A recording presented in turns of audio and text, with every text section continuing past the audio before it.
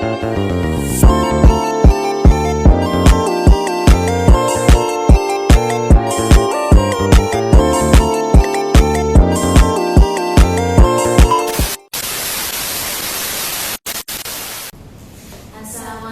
warahmatullahi wabarakatuh.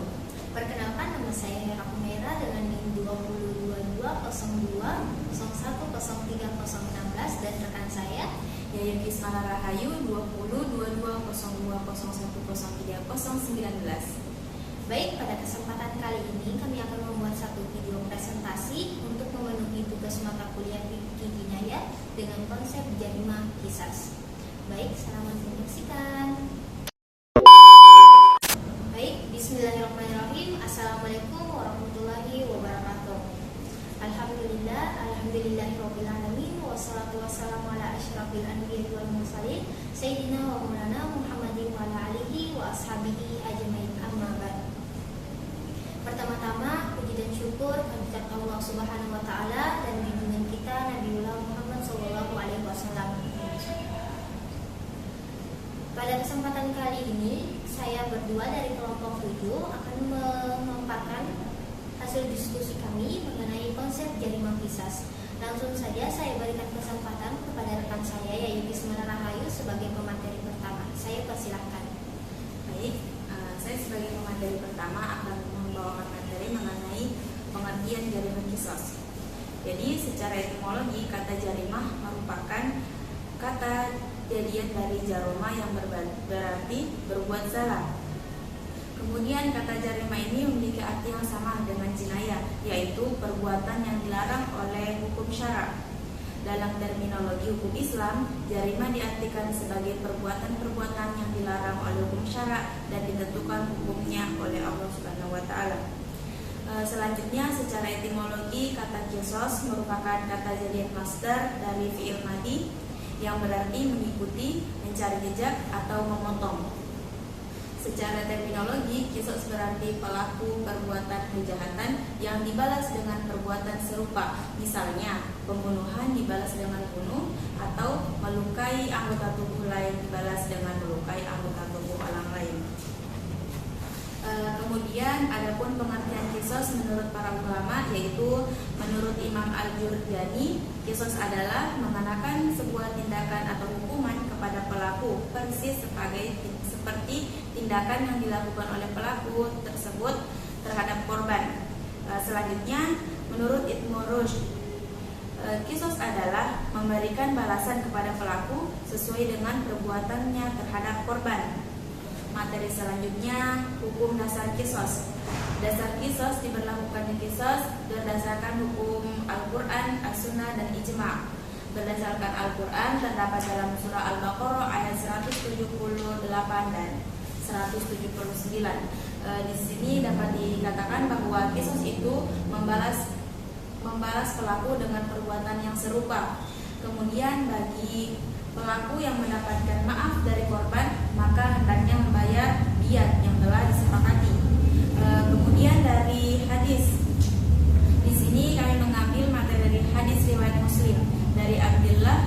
Rasulullah SAW bersabda, tidak halal darah seorang muslim kecuali 3 perkara. Yang pertama itu melakukan zina muhsan, yang kedua membunuh, dan yang ketiga itu keluar dari agama atau murtad. Kemudian materi selanjutnya akan dilanjutkan oleh rekan saya Hera Humaira. Baik, itulah tadi materi yang telah dibawakan oleh rekan kami mengenai pengertian qisas dan dasar hukum qisas. Selanjutnya saya akan memaparkan materi mengenai macam-macam qisas. Seperti yang kita ketahui bahwasanya qisas itu terbagi menjadi 2.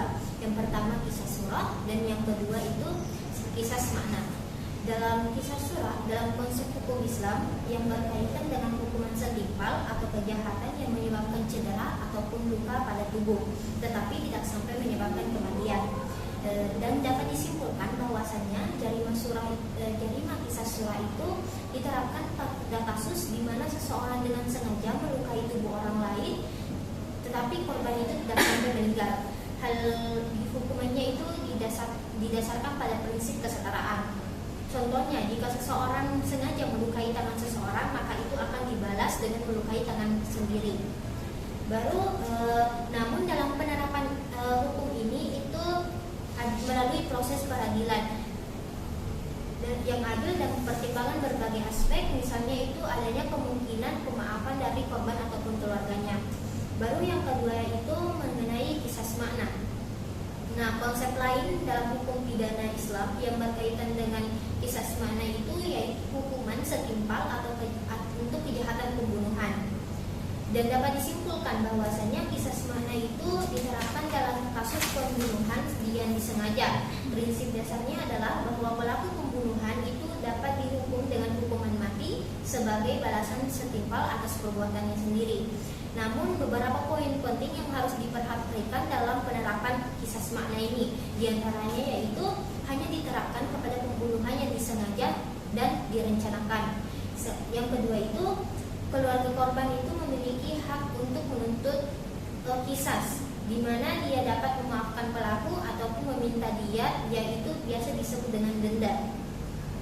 Baru yang ketiga itu pelaksanaannya harus melalui peradilan yang adil dan diputuskan oleh otoritas yang berwenang. Selanjutnya ada syarat-syarat tertentu yang harus dipenuhi sebelum hukuman ini dijatuhkan, seperti adanya bukti ataupun penjelasan dari saksi yang jelas, dan di mana Islam sangat mendorong pemaafan dan rekonsiliasi. Bahkan kasus-kasus seperti ini mungkin bisa lebih diterapkan lagi.